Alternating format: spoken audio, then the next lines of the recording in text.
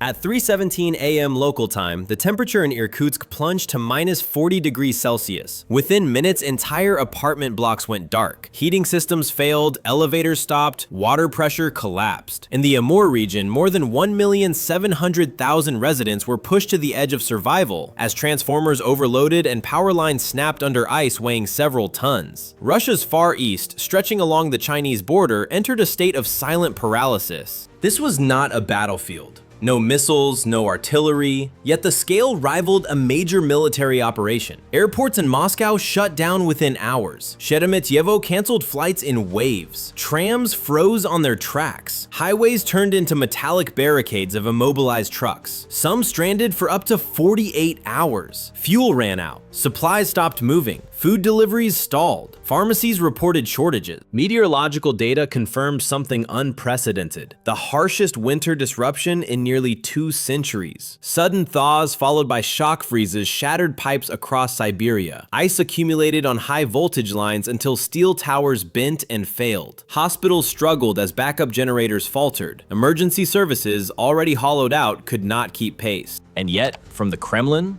there was silence. While state television warned of Europe freezing, Russian cities were locked in white darkness. Budgets once allocated for heating systems, grid maintenance, and winter equipment had vanished, redirected, reassigned, converted into weapons and ammunition. This was the moment the war returned home. Not through explosions, but through cold corridors, frozen stairwells, and powerless hospitals. A superpower branding itself an energy giant, suddenly unable to keep its own citizens warm. And then the unthinkable happened. The collapse did not stop. It spread, city by city, region by region, revealing a systemic failure buried for years beneath propaganda and steel. What exactly broke inside Russia's civilian backbone? And why did the state fail to respond when the temperature hit absolute limits? To understand why millions were left freezing, the focus must shift from weather maps to budget lines. Russia entered the winter of 2025 to 2026 with an energy system already under extreme stress. Much of the civilian infrastructure dated back to the late Soviet era, pipes installed 40 to 50 years ago, transformers operating far beyond design limits, maintenance cycles postponed repeatedly. At the same time, the country was fighting a high-intensity war that consumed resources at historic levels. Defense spending surged to record highs, while funding for municipal services and infrastructure modernization stagnated or declined in real terms. Engineers, electricians, and emergency crews were reassigned. Some were mobilized, others absorbed into defense factories operating around the clock. Geographically, the crisis struck where resilience mattered most. Siberia and the Far East are not marginal regions. They are logistical arteries. The Amur region alone anchors power transmission near the Chinese border and supports rail corridors vital for trade and military transport. Irkutsk sits at the heart of Siberia's industrial belt, linking east and west through rail, energy, and manufacturing. Historically, Russia's legitimacy has rested on a simple promise. The state guarantees basic stability in exchange for political control. Heat in winter, power in storms, roads kept open. That social contract held even during economic downturns in the 1990s. This winter marked a rupture. Meteorological extremes exposed the imbalance. Cheap, neglected infrastructure confronted record-breaking cold. Steel met ice. Corrosion met pressure. The result was predictable. Voltage fluctuations cascaded across grids. When electricity failed, water pumps stopped. When pumps stopped, pipes froze. When pipes burst, entire districts became uninhabitable. The contrast was stark. Billions spent on missiles capable of traveling thousands of kilometers. Meanwhile, boilers serving apartment blocks failed within seconds. Hypersonic weapons showcased on television, snowplows missing from highways. Nuclear icebreakers promoted as symbols of Arctic power, while civilian rail switches froze solid. This was not a localized accident. Reports documented disruptions across more than 1,700 strategic points nationwide. Airports, hospitals, rail hubs, and residential zones all affected. The crisis revealed how a centralized war economy hollowed out civilian resilience. The key question is no longer whether the cold caused the collapse. The question is why a state built for endurance could no longer absorb a predictable winter shock, and what that failure signals about its priorities. The breakdown did not arrive all at once. It unfolded in waves. First came the warnings. Meteorological services issued alerts of sustained sub-zero temperatures across Siberia and the Far East. Snowfall forecasts exceeded seasonal averages by more than 35%. Ice accumulation on power lines was projected to reach critical thresholds within days. Local authorities acknowledged the risks, but emergency stockpiles were thin. Then came the first failures. In Irkutsk, pressure dropped inside aging heating pipes during the early hours of a single night. Corroded metal cracked under thermal stress. Within seconds, thousands of apartments lost heat. Residents reported radiators turning cold almost instantly. Elevators stopped. Mobile networks weakened as backup systems drained. Repair teams were dispatched, but many never arrived. Equipment was missing. Spare parts were unavailable. Hours later, the situation escalated in the Amur region. Transformers overloaded as electricity demand surged. Voltage instability rippled across the grid. One failure triggered another. Entire towns flickered into darkness. Hospitals switched to emergency generators, some rated for only 12 to 24 hours of continuous use. Clinics began consolidating patients into fewer rooms to conserve power. The first twist came with logistics. Heavy snowfall around Moscow transformed highways into immobile corridors. Trucks lacking proper winter chains blocked lanes entirely. Towing services were overwhelmed or non-existent. Reports documented vehicles stranded for up to 48 hours. Fuel ran out. Food deliveries stalled. Supermarket shelves emptied in suburban districts within a single day. The second twist followed quickly. Railways, already strained, began to fail. Steel rails contracted under extreme cold. Switches froze. Freight trains slowed or stopped. Delays compounded across the network. Industrial supply chains fractured. Coal shipments to power plants were delayed precisely when demand peaked. A system designed for redundancy revealed none. Then came the silence. Regional officials issued fragmented statements. Federal channels shifted focus to foreign fronts. No unified national response emerged. Civil defense units, including EMERCOM, struggled with staffing gaps after months of personnel diversion. Snow removal lagged. Road access to critical sites was delayed by hours, then days. The third twist was psychological. As days passed, residents stopped expecting help. Social media filled with images of frozen stairwells, improvised heating methods, families sheltering in single rooms. Not panic, but resignation. A quiet realization spread that this was not a temporary outage. It was systemic. Each failure fed the next. Power loss crippled water systems, water loss destroyed heating infrastructure, transport paralysis blocked repairs. The crisis became self-sustaining, amplifying with every degree the temperature fell. What began as a weather emergency had transformed into a nationwide stress test, and the system was failing in real time. By the third week of the crisis, the consequences were no longer measured in outages, but in systemic damage. Economically, the winter breakdown struck at Russia's weakest points. Regional GDP losses mounted as factories slowed or stopped entirely. In Siberia and the Far East, industrial output dropped sharply as energy-intensive facilities were forced offline. Each idle day translated into millions of dollars lost, compounding already fragile regional budgets.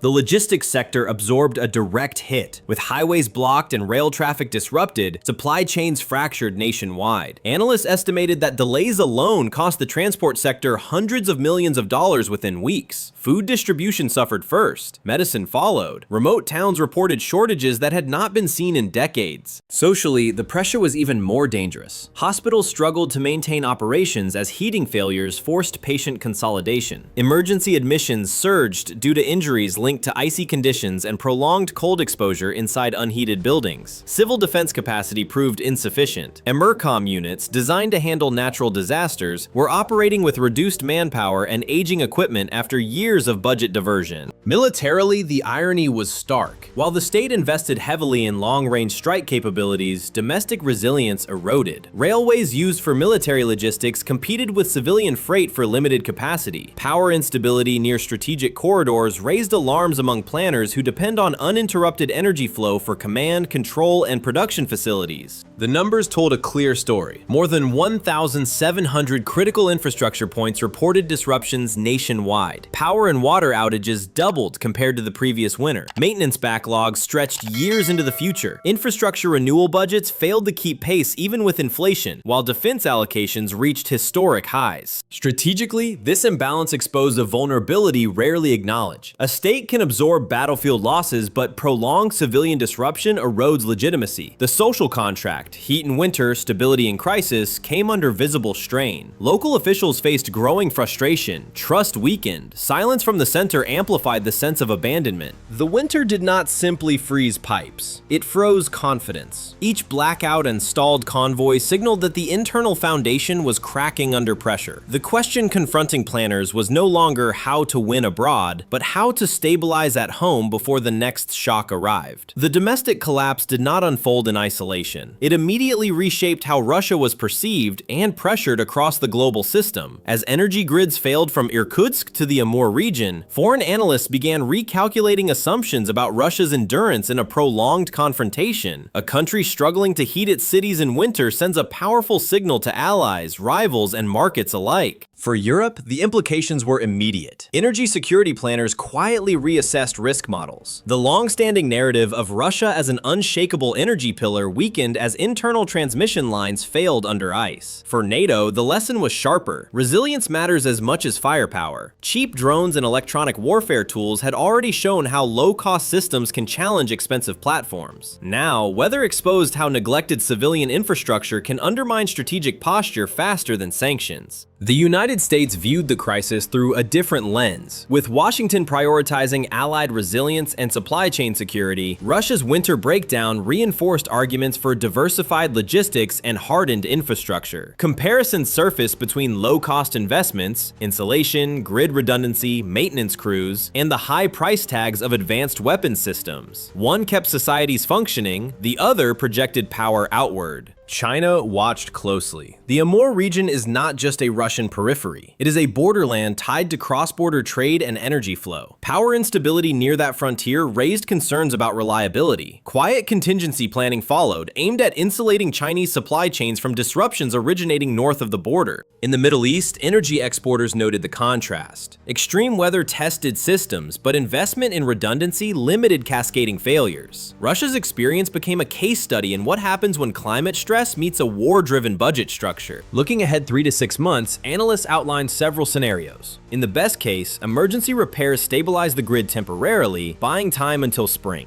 In a middling scenario, recurring cold snaps trigger repeated outages, eroding trust further. In the worst case, the next winter arrives with even less resilience, as spare parts, skilled labor, and funding remain diverted. The global takeaway is clear. Modern conflict is no longer confined to front lines. It reaches into power stations, rail switches, and apartment basements. States that neglect civilian resilience risk strategic exposure without a single shot fired. The unresolved question for the international community is whether Russia adjusts course, or whether this winter marks the beginning of a longer era of internal fragility with global consequences. By the end of the winter, one reality stood exposed beneath the snow. The crisis was never only about weather. It was about priorities. Extreme cold merely revealed what years of redirected resources had quietly built. Aging grids, hollowed emergency services, a civilian system stretched beyond its limits. The sequence was brutal but logical. Infrastructure neglected for decades met record temperatures. Maintenance budgets failed to keep pace with inflation. Skilled workers were pulled into a war economy. When the shock arrived, there was no buffer left. Power failed. Water stopped. Transport froze. Millions were left facing the cold with little guidance and less support. Strategically, the damage runs deeper than broken pipes. Economic losses continue to ripple through regional industries. Social trust has been strained. The promise of stability, the foundation of state authority, was tested under -40 degrees and found fragile. The image of strength projected abroad contrasted sharply with paralysis at home.